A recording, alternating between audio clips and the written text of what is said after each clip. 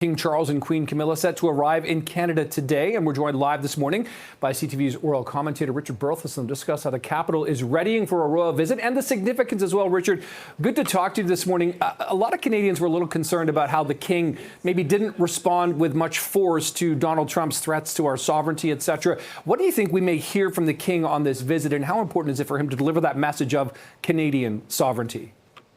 Well, the king is a constitutional monarch, and so he acts on the advice of ministers. And the other point important point to realize is that the king is probably best positioned to make that response on Canadian soil, where he is clearly acting on the advice of Canadian ministers. So tomorrow, the ultimate state occasion, which is the opening of Parliament, that speech is written by the government, and so the king will give his voice to the government's words about the sovereignty of this country and the threats we're facing. Of course, it's going to be done in a tactful way because it's not a political speech in the sense of a partisan speech, but it's a very important state occasion. So that is where we're going to hear a very strong statement. It's going to be in the King's voice, and it's going to be delivered to an international audience because the level of interest in this visit in the United States, but also elsewhere, and particularly in the United Kingdom, is also very intense. So this is going to be a very important moment for the king to put his thumb on the scale of Canada and the way we see the issues that are facing us with the threats by President Trump. And Richard, this is a very historic visit. The king has not set foot on Canada since his coronation 2 years ago. But prior to that, Queen Elizabeth was the one who read the throne speech. Talk about the significance of this, because it hasn't happened many times in history. I believe this would be the third time or so. That's right, the third time in Canada. Now, the late Queen was very good about going to every single one of the countries that she was head of state of and giving at least one throne speech. In New Zealand, I think she did 7. So, that has happened throughout the Commonwealth. The Queen felt it was important to do that.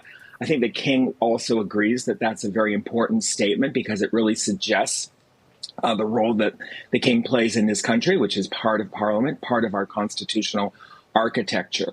So it is going to be very historic. It's historic that it's his first visit, but let's remember he's been here 19 times prior. He's been to every part of the country. He's multiply visited most provinces and territories. I mean, he dove under the ice in the Arctic Ocean. He's done all sorts of things in the nooks and crannies of this country. So he really does know the country. But this marks a new chapter where he is performing the roles of the sovereign, of King of Canada. And so we're going to see a different side of him in that sense. And I think Canadians are also waking up to a different side of him. In his a little elderly. He's obviously had some personal issues, particularly with cancer in the last year.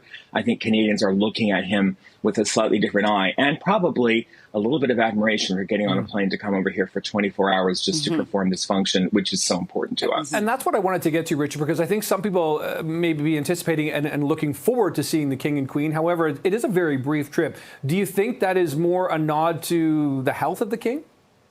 No, I think it's simply a question of the palace was unable to act on a lot of this until the election was concluded.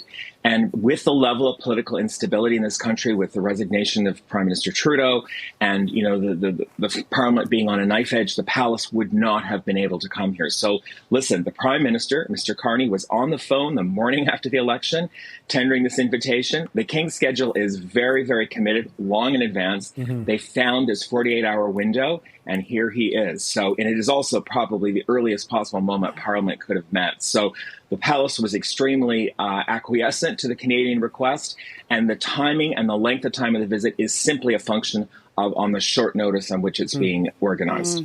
Yeah, okay. And very quickly, Richard, Queen Camilla, what is the Canadian government doing to kind of recognize her? What's her role? Well, she'll be playing a full part in the visit. She'll be, of course, in the Senate chamber tomorrow with a speech from the throne.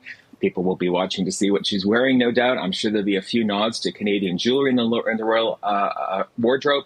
And the Queen will be made a Canadian Privy Councillor, which is a ceremonial body that advises the King formally. All cabinet ministers are also a part of it. Others have been made part of it over the years. Prince Philip was made part of it on his first visit with us in 1957. So that's a little nod to the Queen, and she'll be playing, I'm sure, a full role at the walkabouts, greeting the public, accepting flowers, and having a little laugh here and there as she is wont to do. Yeah, the royal couple likely in the air right now, getting closer. Okay, Richard Berthelsen, appreciate the time this morning. Thanks so much for being here. Thank you, Richard. Thank you.